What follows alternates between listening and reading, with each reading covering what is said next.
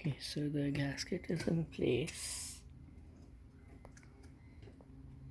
This is the one you bought it? Yeah, I know this is the original mirror, but I have a cover for this. So I'm installing a new gasket over here. So this is the original mirror, and I can see these are the three screws.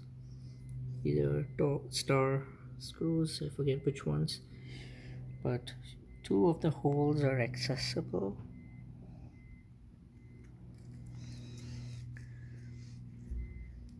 So this hole is accessible, the one on the top, and I don't need to bend the mirror.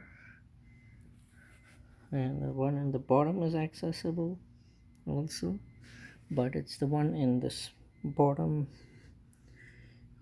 I guess the one closest to the mirror, that's not accessible, for which I'll have to turn the mirror. So I'm gonna install these.